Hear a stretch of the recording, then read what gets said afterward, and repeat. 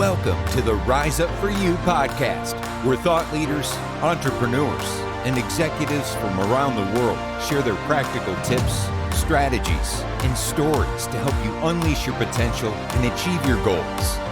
Your journey of growth to become your best starts now.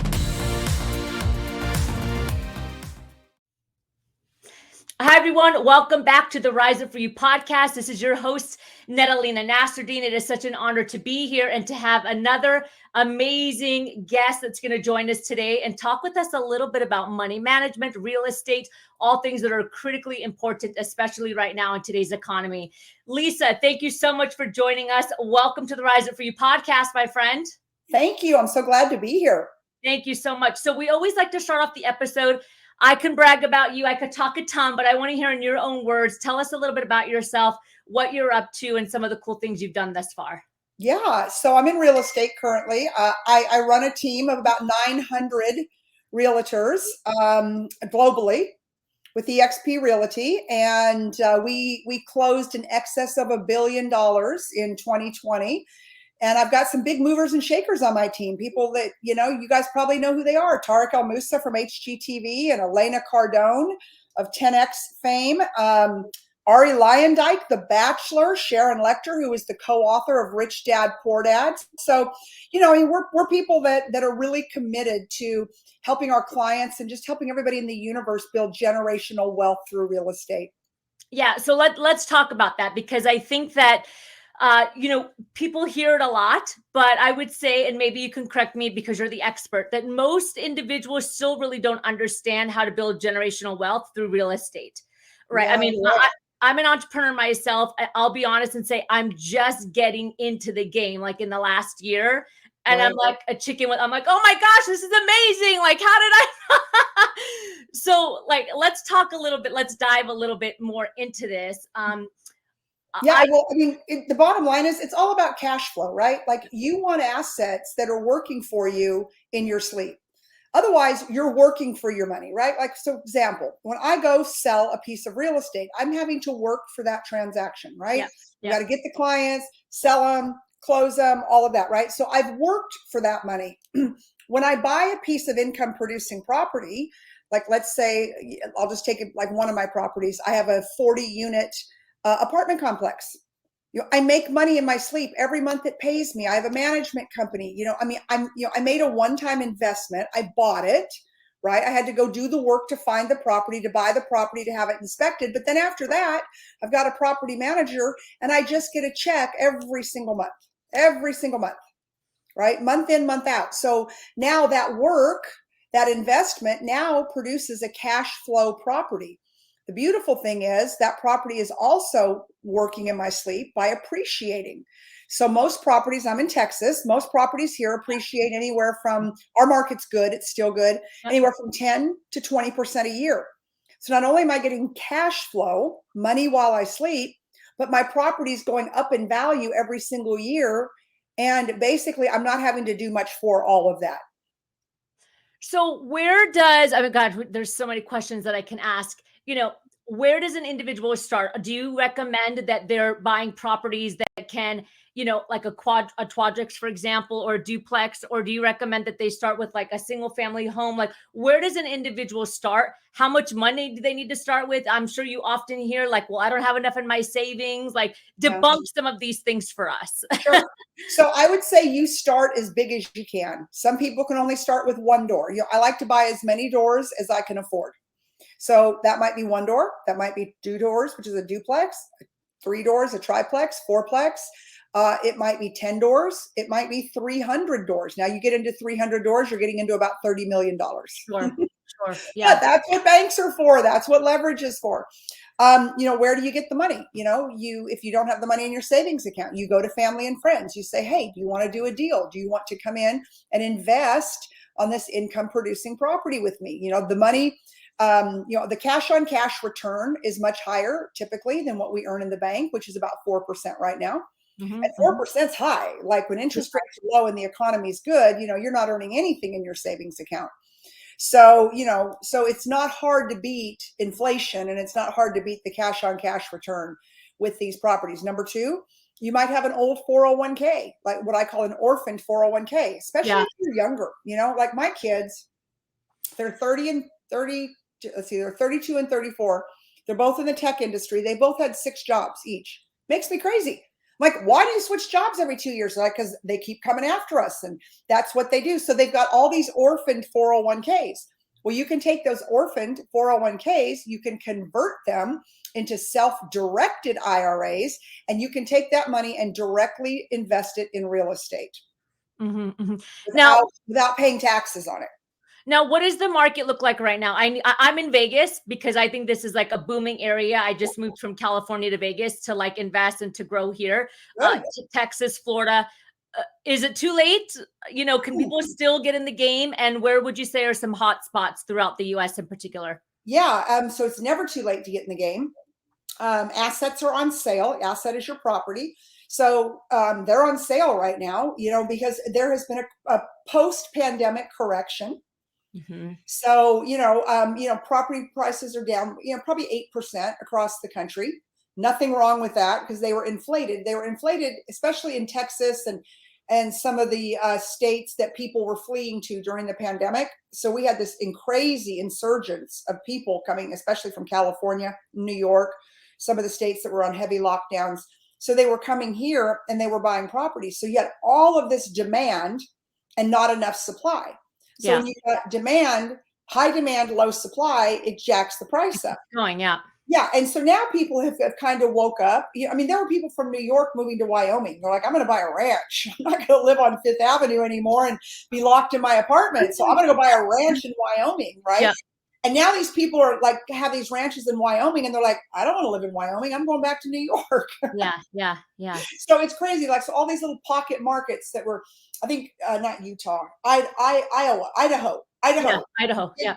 Yeah. Big celebrity market. Like it was so hot during the pandemic. And now you can't give a house away in Idaho because, people are like, I don't want to live in Idaho. I want to go back to New York. So, markets are cyclical. They're fickle. They all depend on what's happening today on planet Earth.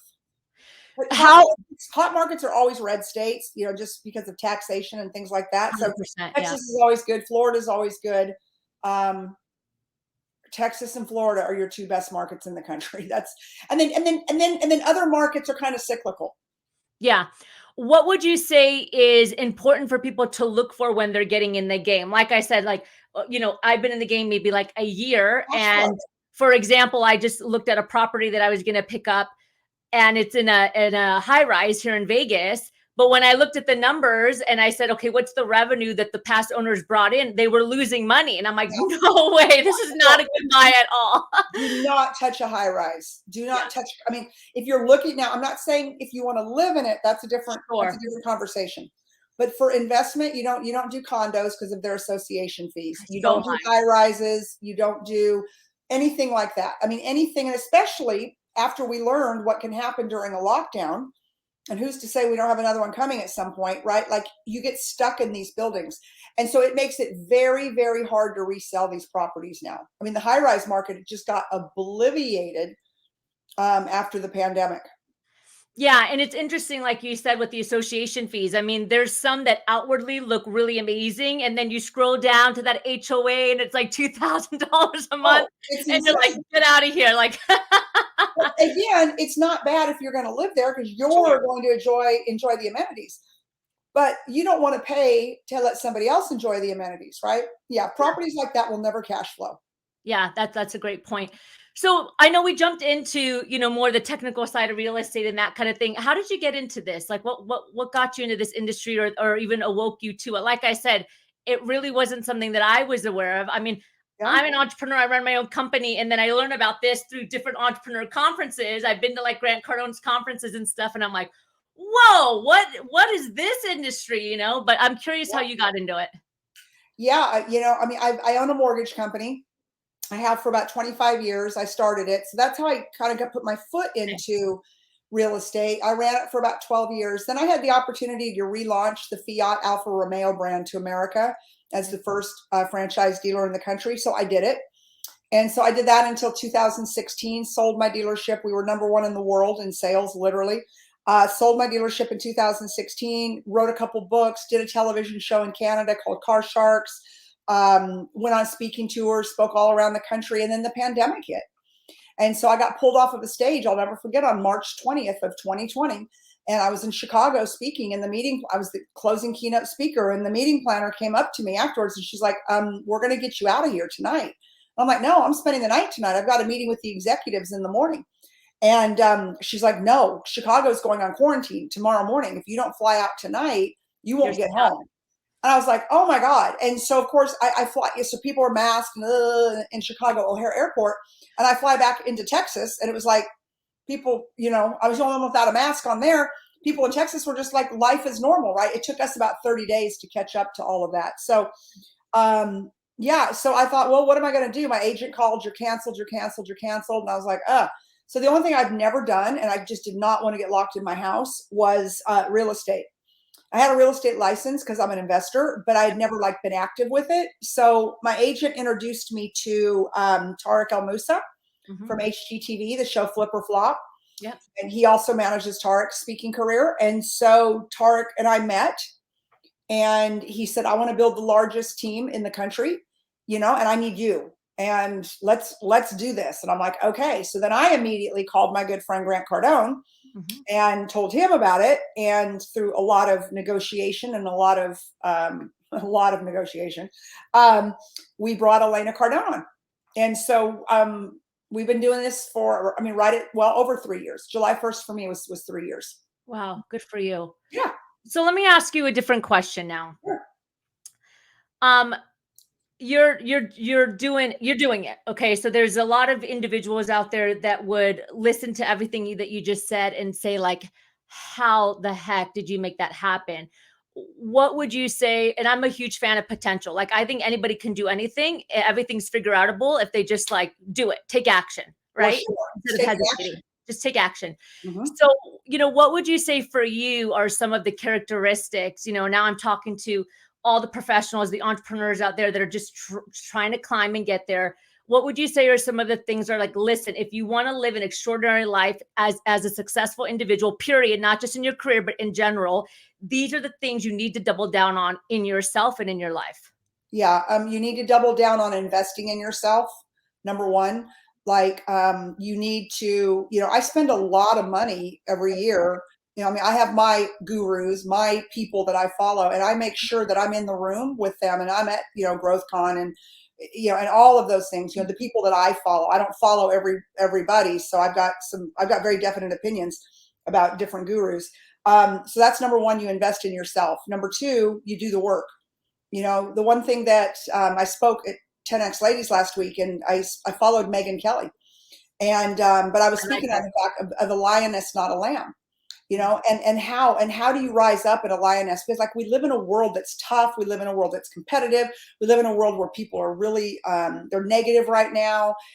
Some people have just thrown in the towel. There was the Great Resignation. People aren't coming back to work. I'm like, oh my God, seriously? And, and for me, I just put my head down. I make a decision. I always set targets. Targets are critical. Whether you hit your target or not, it doesn't really matter, but it keeps you constantly moving forward. So with my team last year, I called a company-wide meeting on Zoom, and I said, our target is $1 billion. It's not 9999999. It's $1 billion, and nothing less will do. And we hit it. It was hard. It's a lot of real estate for residential. When I was in the car business and I owned the Fiat Alfa Romeo dealership, the target was that we would break the world sales record so that we could meet Sergio Marchionne, the global chairman of Fiat, Chrysler, Ferrari, Maserati, all of it. And so, so you have to hit you have to set big, audacious targets. And then from setting the target, you have to make it public. So it isn't enough to say, well, in your head, well, I'm going to be number one in the world. You have to tell the world you're going to be number one in the world. And then you've got to have a strategy, and you have to do the work, right? It isn't like humada, and it's going to happen. I don't believe in just manifesting something and not doing the work. I do believe in manifestation, but I believe that the second piece to that so many people miss, and so many of the gurus miss, is, oh, by the way, you have to do the work. It isn't just enough to visualize it and put it on a board. You have to do the work. Yeah. And consistently do the work consistently. Yeah. I mean, the work never stops. Yeah. I'd love to hear, what are some of you mentioned some of your gurus or influencers that you tap into. Who are some of those for you? I mean, really, and for me, ever since I was in the car business, I mean, I've always been a 10Xer. I think my hat's back there. I've always been a 10Xer. It really is Grant and and Elena. When I was a dealer, I had all my people on Cardone U. It's a tough course, right? It isn't like fluffy and flowery. There's nothing fluffy and flowery about Grant and about his sales training, but I'm not fluffy and flowery. So I like that kind of intensity when it comes to training. I like that kind of in your face, do it, perform, or, go big or go bigger mentality. Yeah. But then, but I mean, I read a lot of books. I mean, I've written a couple books and, there are other ones, and I don't want to say anything, but there are other ones that I think are just more about, motivation. Hype. Yeah. The hype. Yeah. Yeah. It's the hype, right? And the hype doesn't do it for me because I mean, but my team needs tactical skills. Yeah. I need to know tactically, how do I get from point A to point B? How do I close that tough deal? How do we overcome those objections? How do we go out and we make deals happen, right? And I think that a lot of the gurus, they all miss that, number one. And number two, they've never really done the work before. Yeah. Yeah. No, I'm totally on your page. And I think I'm also a fan of the Cardones as well. And I think because of that reason, like they are in the trenches, really diving in and doing it. And, you mentioned. I personally work with them every day. And I'm telling you, they are in the trenches. Yeah. Yeah. Something that you mentioned earlier as well is this, is the accountability and the ownership that I think is really important to building your success and where you want to go. And it almost feels like a little bit in today's world, especially professionally, there's a little bit of I can't because, or right. This is happening, therefore, or I'm a victim. And that whole victim mentality, it just makes me nuts. Yeah. Yeah. And I'll tell you, it was great. Venus Williams was a speaker this weekend, and I'd seen her speak before and I didn't connect with her. This time I connected with her like crazy because Elena just brought out the best in her. And, she says, shoot them fast. And what that means is, how do you get rid of people out of your circle, on your teams and your businesses? And Venus said, I've just learned that if people are not on the same trajectory as you, all they're going to do is bring you down. It's that energy that they bring. They're like vampires. Yeah. So, and so if you find somebody who's like that, you shoot them fast. And I thought, and like half of my team was sitting there like, oh God, please don't shoot us fast. I'm like, well, then chop, let's go. I love that. Yeah, I love that. That's awesome. Lisa, this has really been a really amazing episode. Great conversation. We can talk so much longer, but I'd love to jump into the power section of the interview. Just some rapid fire questions for you. So if you were to leave the world with one final, we call it the golden nugget, what would your one final golden nugget message be? In the absence of courage, do it scared. Yeah, I love that. And here at Rise Up For You, we're very, very big on values. Like if it doesn't fit the values, it's a no-go. There's a lot of non-negotiables for us around that. What's a value for you that's a non-negotiable? Integrity. You do what you say and you say what you do. And the first time someone doesn't do that or perform to that level, I'm really pretty done with them. Yeah. I love that.